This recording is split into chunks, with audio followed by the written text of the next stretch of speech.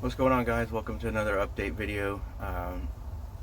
And it is officially, we've had our first cool weather here where I am. It's in the upper 50s right now. And for those of you up north that are laughing at me talking about cool weather in the 50s and I'm wearing long sleeves, can it? I'm a Florida man, okay? Anyways, today I'm going to, I don't think that the garden really needs to be hoed a whole bunch because a lot of the areas are, the pumpkin is growing over the ground and that helps keep the weeds down and stuff like that. I will show you that I am getting some beans in. I'll show you what they look like when they first start off. They're really skinny, kind of small, and then they'll grow to be, really, really long. And but I'm going to fertilize some of the my fruit trees. Some of them I've already done when they were in pots, so I'm not going to put any more on, but I'm going to put some on, like my avocados and some other ones. It's not a bad idea to fertilize in the fall. So I'm going to do that today, and that I think is about it. I know there's something really big and important happening today because it's November 4th, but we're not going to talk about that. We're going to talk about stuff that matters. So I'll meet you out there. All right, so I'm out here in the garden now, and let me give you a look at, see this right here? That is the beginnings of one of the yard long beans. It started about, this big, and you can see it's already, that's my entire hand. It's already about that long, but they will get longer.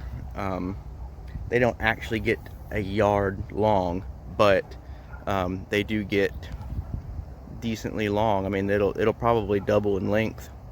So I've got some growing there, and here's another bane of my gardening existence. I'm going to try to get my hand on there and not get it actually on me. You still can't really see it. Fire ants. I hate fire ants. I hate them, I hate them, I hate them. Oh, look, see, there's you can see one kind of hanging down right there. That's a really small one. And then over here you can see them starting to get even bigger. Now, yard long beans don't get very fat, so they will get bigger than what they are, but they don't get very fat. They're pretty skinny and long, and but here's one that's sticking straight out right there beyond this little section here. That is a bean coming out, and look, it's vining all the way over here. Rest in peace to that poor sunflower. I don't know what happened. It was fine, and then all of a sudden it just was dead. This one's doing pretty good. And like I've said before, I love the flowers. They're so pretty. Here's a really tiny one coming out right there. So we've got beans on the way, and I knew it would just be a matter of time. And I'm going to try to stay on top of these because they get prolific, which that's what I want. I want to have a bunch of beans to put away. I'm going to try to keep this out of this tomato because I don't want it to take over the tomato. Come on. That tomato's looking pretty good. So hopefully I will get some of those pear tomatoes out of that. Here are I'm constantly at this point having to readjust my pumpkins because they are running everywhere. But you can see how it's creating more ground cover, and it makes it a little bit more difficult for weeds because they're not getting the sunlight that they need. And then my daughters over here, they're really starting to run. Aren't the leaves so cool? I love the leaves on the Seminole pumpkins. I know I've said that before, but I'm probably going to say it again. So it is what it is. That's how it is with me. Here's her sunflowers. They're getting big. Some of them aren't going to make it, but some of them are doing pretty well. They're getting chewed on a little bit, but I don't usually do anything about it unless I can tell it's causing a major problem. Sometimes I can't even see what it is. Like a lot of times you have to look underneath. A lot of times I can't even see what it is, and it might be a come and go kind of thing, which that's okay. Here, this chayote squash is starting to climb.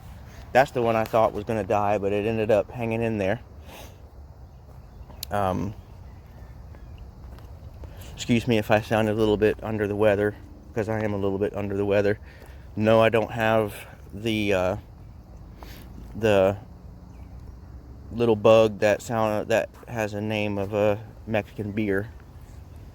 I have sinus issues. I've always had sinus issues, and around this time of year, it's not uncommon for me to get a sinus infection, which I think is what I have. So I always feel so bad because I feel like I'm sniffing and snorting and everything in my videos, but I really can't help it because I have so many sinus issues. So, but anyways, back to what really matters. Here's what I'm going to be putting out around the trees.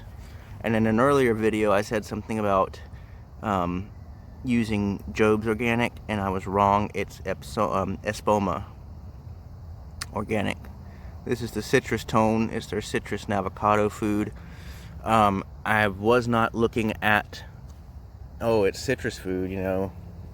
I was looking at the numbers, because there's the profile of the macronutrients, 526.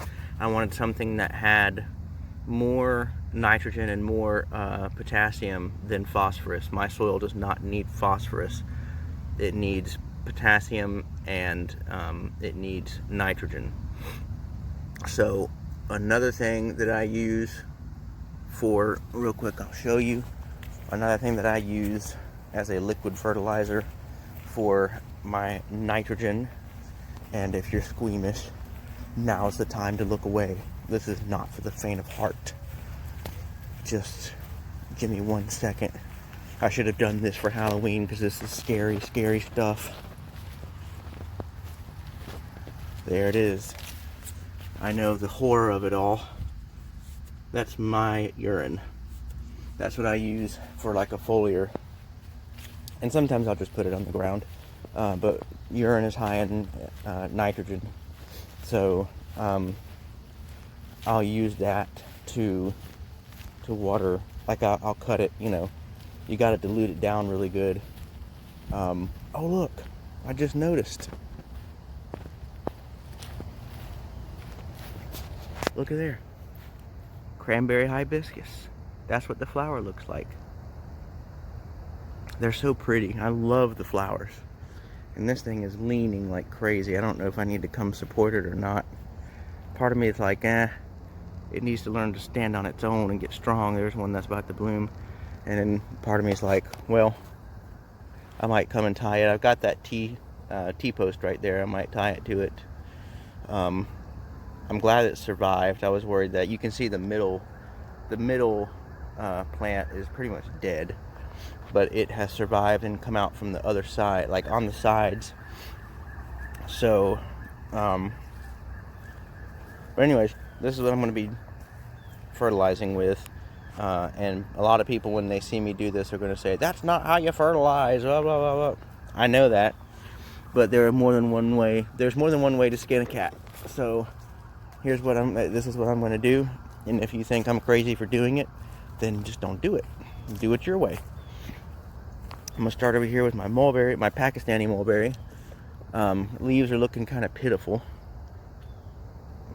I mean, the lower you go, they're looking healthier. The tops are kind of looking pitiful. But it is getting to be that time of year where, you know, a lot of the trees start looking pitiful because it is getting cooler and things like that. You know, eventually my fig tree is going to go completely bare. So look at this. Watch this. I don't know if you can tell.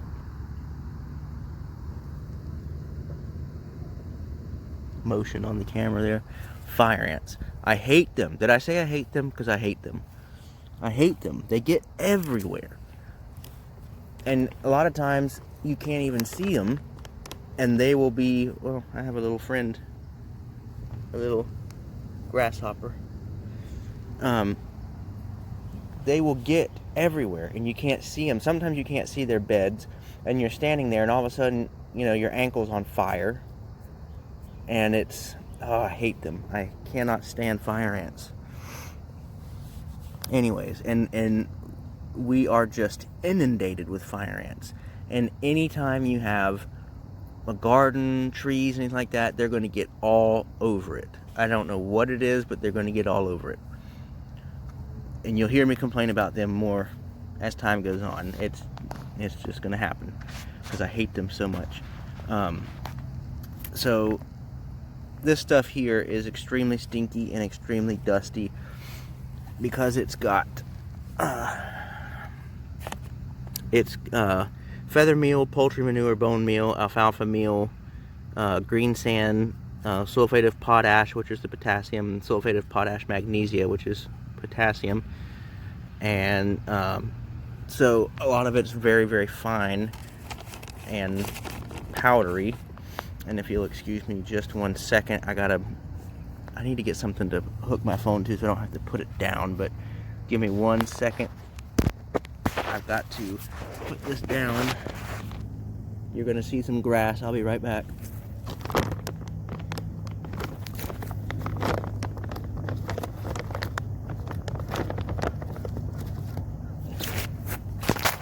And we're back. Sorry. Now I gotta get my finger out of the way. But I had to open the opening a little bit more so I could get I have an old 1 cup measuring cup. So this is what I'm going to do, and I've seen other people do this, particularly David the Good, and you'll hear me talk about him a lot on my channel because he has been the most helpful and inspiring for me as a gardener out of any of the other gardeners that I've watched and read and things like that. A lot of it's because he has such a large base of knowledge about growing in Florida, which helps me out. But he's just, his stuff has helped me the most, and I've seen him do this, so I'm going to do it. I'm not going to put this right on the base of the trunk. I don't want it to be like up against it, but I'll put it around. And the thing with trees, you can see all that dust coming off. The thing with trees is their roots go out, and you know, you don't have to put it right at the base of the trunk. You know, this tree's roots are going to be running out and down. And, you know, I mean, think about it. Think about like a really big tree in like a neighborhood or something, and they have to come remove it because the roots are tearing up the road. And, you know, it's extending way out, you know. So the older the tree gets, the more the roots are going to do that. But, yeah, I'm just going to come around and do this. Now, the Jamaican cherry tree, I had already done this to, and I think I did a little bit to the Pakistani mulberry before I planted it in the ground, but I didn't put as much. But I'm not going to do this. I may put a tiny bit around the Jamaican cherry, but I'm not going to put as much. Here's my large pomegranate.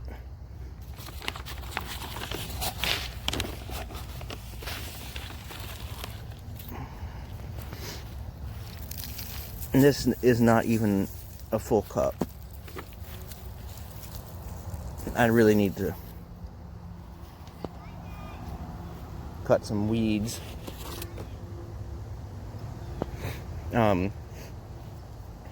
Around there, and I'll water that in. And here's my Meyer lemon. You can see that something keeps, it literally looks like something took a bite out of that leaf. It may be bugs, it might be, I don't know, a rabbit or something, because we've got rabbits out here. But I'm probably putting about 1/2 to 3/4 of a cup around it, but I'll sprinkle it around.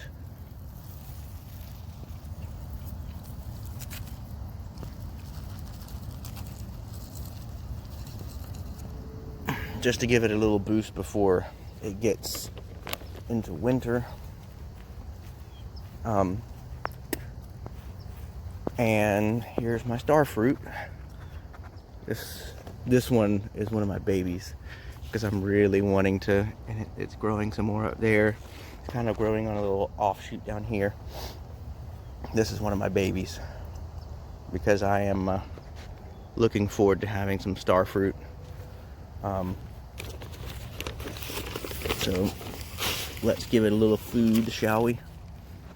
And I'm just going to sprinkle it around the outside circle.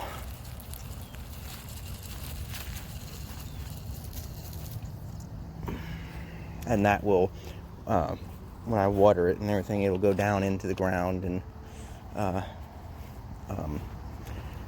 feed the roots and everything. This is one of my moringa trees. This thing is so healthy looking.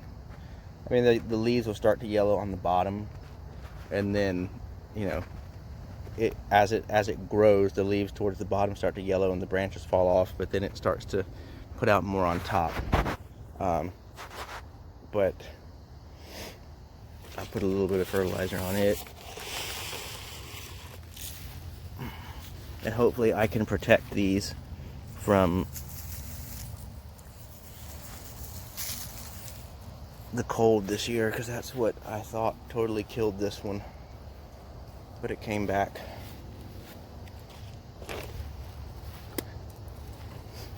And there's my lemongrass. This stuff is just wonderful. I may actually try to take a bunch out and stick it in the garden some, because it can be a pest repellent. They don't like the smell of it. But this is the reason why I bought this and planted it, because I can use it for chop and drop. I've used it a lot down underneath this everbearing mulberry. You can see it down there. But it, I'll cut it way back and then give it like a couple weeks and it's already huge again. So my everbearing is getting tall again. I may have to trim it back because I don't want it to get too big. See, I don't want it to get too big. And that's another thing with trees, is you don't have to let it just take over. You can if it's a small space or you want to keep it a certain size, just trim it. Just trim it. It's fine. It won't hurt it. Unless you cut it all the way back to where there's no leaves or anything, but just trim it some and keep it well trimmed, and it will continue to produce, and it'll be, because I don't want it to get so big that I can't reach, So let's put a little bit of fertilizer down here.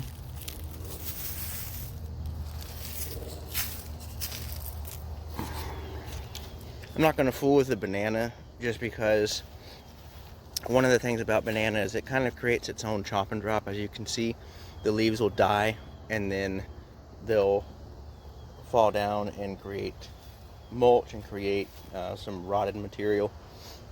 Plus I'll come out and I'll literally just take food scraps. Instead of putting them in the compost bin, I'll literally just toss it on the banana, at the base of the banana trees, because they are voracious eaters and they don't care how nasty it is. Sorry, I'm spitting my gum out. But so I'm not going to worry about the banana tree. Plus I also go to the bathroom on it. Number one, not number two, number one. Have you ever heard people talk about peeing on your banana trees? You should do that. If you've got banana trees, pee on it. They really, really, really, really like nitrogen. So just pee on it. And they can handle it. My Jamaican cherry, it's so much happier now that I put it in the ground. I was worried that we weren't going to get any fruit if I put it in the ground, but we've gotten some. Not a bunch, but we've gotten some. I'll put a little bit of fertilizer on it since I've done that already.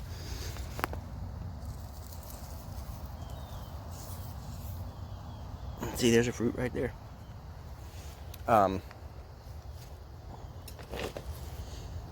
But, oh, let me go over here and get my itty bitty loquat.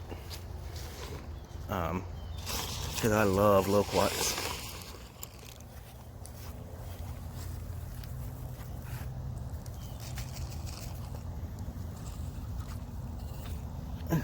I love them. See? Look at this. You see that mound right there? It just makes me mad. It makes me mad. And here's my Haas avocado. I came over here the other day and I had mowed some, so I took some of the dead grass clippings and put it around the base of it, and that is a form of chop and drop and a form of mulch. So that works well. Just make sure, when you do that, make sure that they're dead before you do it. You don't want to take green grass clippings and put it on there, because you might have seeds, or you might have, some of them could still root, especially if there are roots on it. I'm actually going to pull, there's some grass coming up right there. Get that out of there. But yeah, dead grass clippings are a great mulch. And it doesn't cost you anything, because you make it yourself. And that's what I'm all about. The cheaper I can do things, the better. So let's give this some food.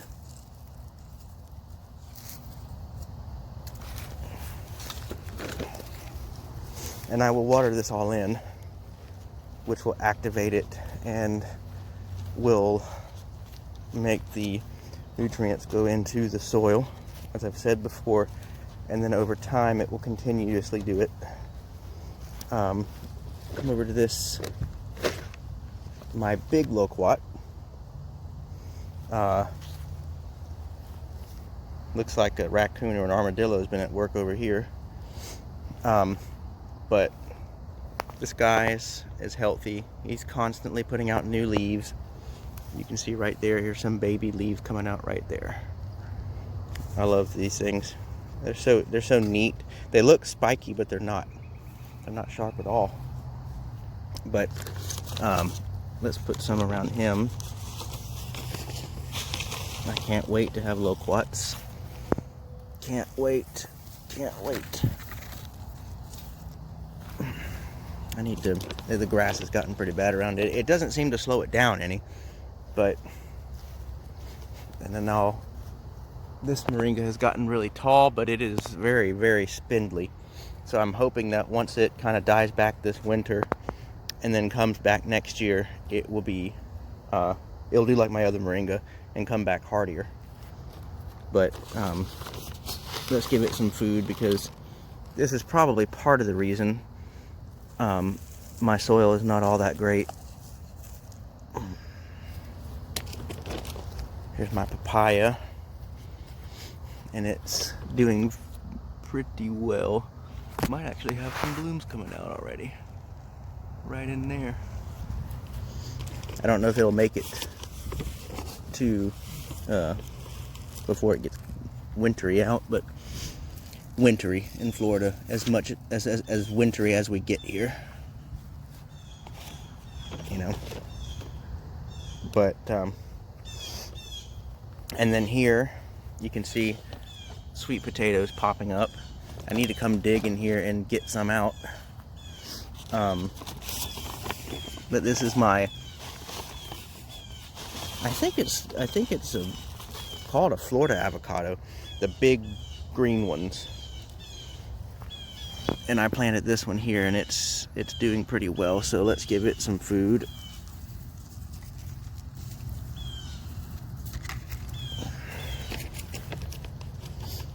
Come over to my acerola.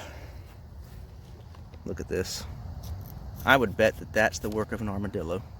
They come and root around looking for worms and grubs and stuff like that. And I love armadillos because they're so cool, but they'll unintentionally screw up your garden. They're not meaning to. They're not, trying to ruin anything. They're looking for, like I said, worms and grubs and stuff like that. But they're pretty much blind, so they can't really see what they're doing. And they're going off of smell. But it is what it is. He doesn't look like he's really messed with my tree any.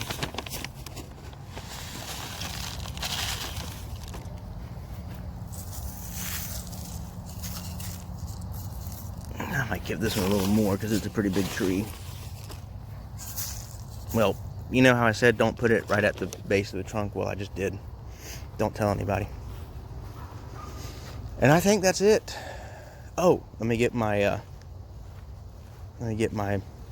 smaller pomegranate over here.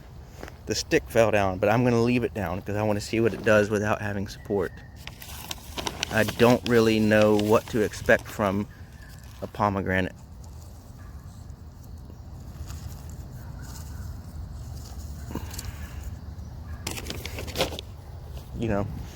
I'm not really sure what to expect. So now I'm going to water this in to get it going. But that's what you can do with fruit trees. Now, like I said, I'm using this as an organic fertilizer. I know you can get just straight up 10-10-10 or something like that and do the same thing. I would not recommend doing that, at least not a bunch, because you can... I'll use chemical fertilizer every now and then, especially if it's at the very beginning of a plant's life and it needs a kick in the pants to get going. I'll do it, but otherwise I'm not going to. I'm going to show you something here. This is right up near my front door. This is something called fire spike. Isn't it pretty? I planted that. A friend of mine gave me a small plant that she had of it, and you can literally... What I'm trying to do with it is, that's one that I stuck in right there. It's starting to get its legs about it. That's my comfrey from Scrubland Farms. I don't know if it's going to survive, to be honest with you. I just don't have much luck with it. There is a calamondin seed in there, but I don't know if it's going to grow. Whatever. I need to get these. That's another Hass avocado. It may or may not be put in the ground because it's pretty stinky. My tangerine is looking sad. It's making a tangerine there, and it is somewhere else too. I don't remember where, because my wife sent me a picture of it. But it needs to go in the ground. This is the Mame Sapote. I'm not putting it in the ground yet. I'll probably put it in a bigger pot because it really does not like cold. So I want to be able to shelter it this first year because it's a baby. So I want to be able to bring it inside. There's a moringa sprout. I don't know what this plant's called. I stole it basically from a beach condo we were staying at because it was all over the place, and there was a section where it was just popping up. And I knew they'd probably just cut it down or pull it out. So I stole it from there. And here's my other pear tomato in my wicking container here. And I'm telling you, it looks like a hornworm is getting to it, but I can't find one. I've looked and looked and looked. Now I'm leaving it because it still has leaves, and that means it can still photosynthesize. But I don't know. I really don't know.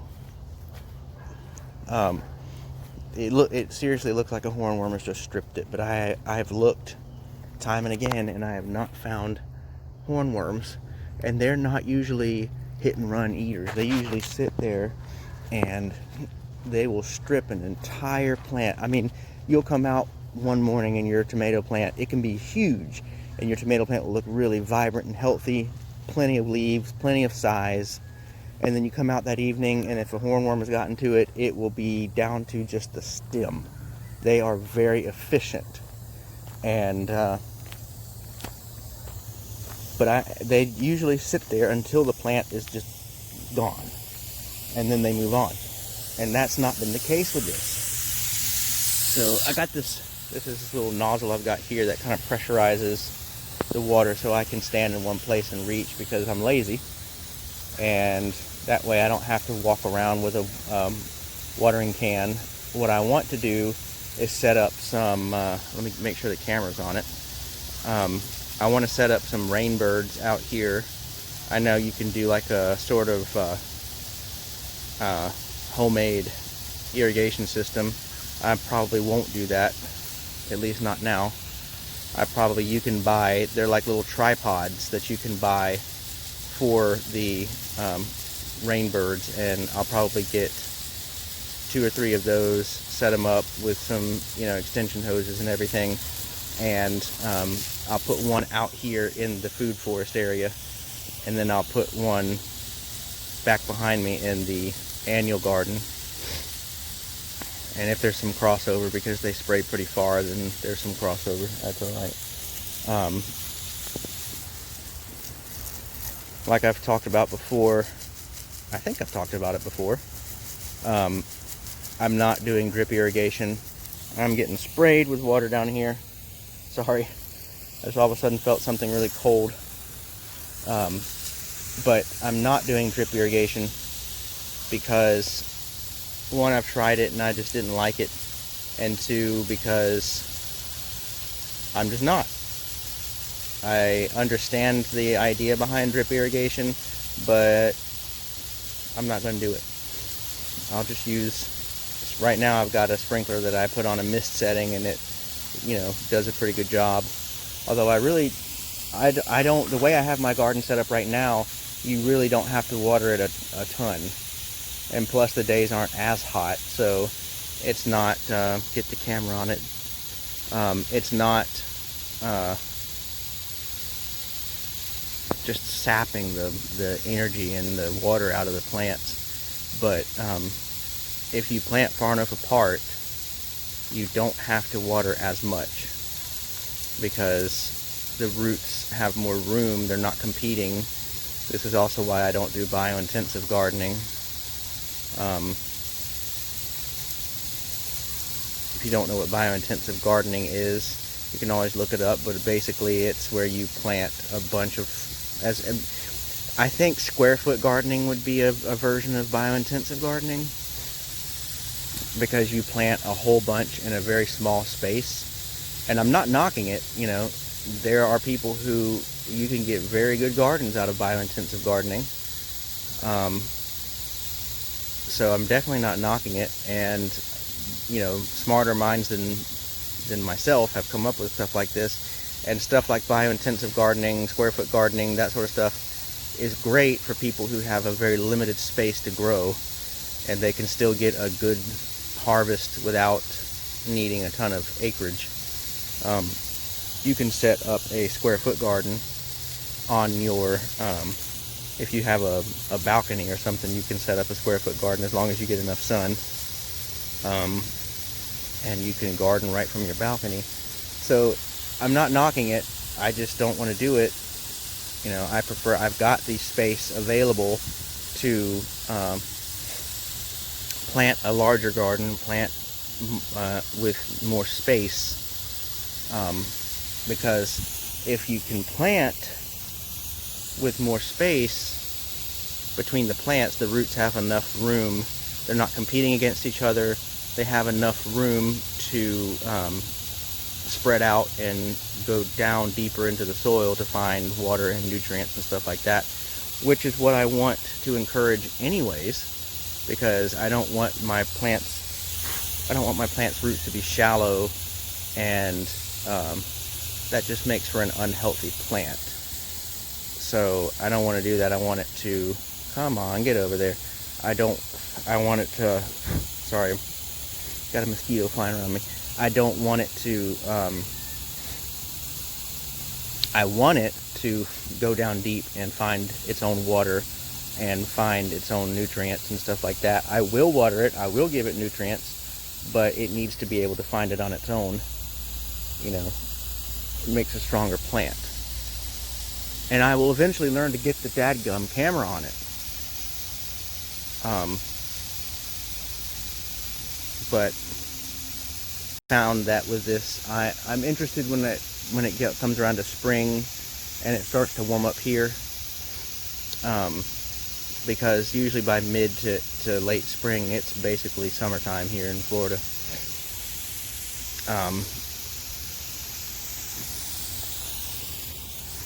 So I'm interested to see how it does then, so that I can get a real taste of if I have to water as much, and I'll be very happy if I can get away with not watering as much. I'm not so sure this is hitting back there very well, but it's getting it some. I can see the grass moving, but maybe if I go up like that, there we go. I'll just make it rain. How about that? But yeah, I'm not sure. I'm interested to see what it does when it gets warmer, and I'll be very happy if I don't have to water it as much.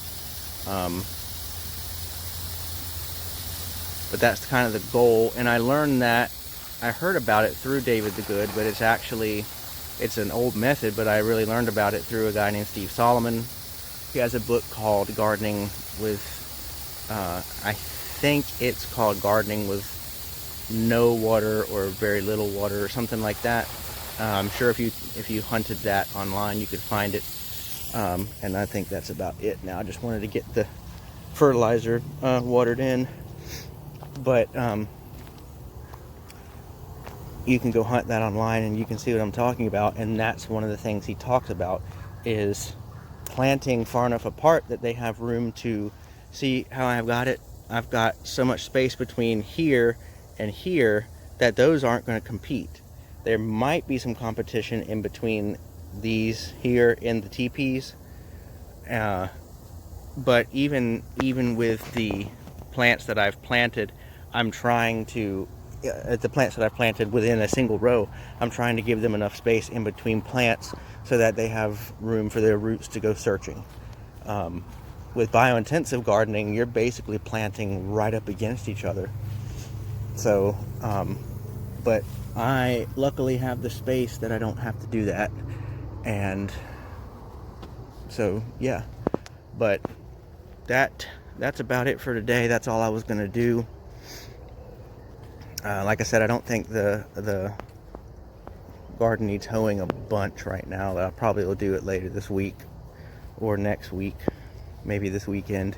I'll come out and tend the edges, make sure that the edges are not getting overgrown. But that's one of the great things about a good vining ground cover plant like the Seminole pumpkin, is they will sort of cover that up and choke out some of the weeds. But so that's about it for today. Eventually I'll be coming out here and cutting down the cassava. I'll probably wait until I know there's like a frost or something coming, because it'll be alright until then. But I'll cut it down, and I'm going to leave the roots in the ground until I need them, because they don't store very well once you take them out. But that's about it for today. Locking her up, and I will talk at you all next time.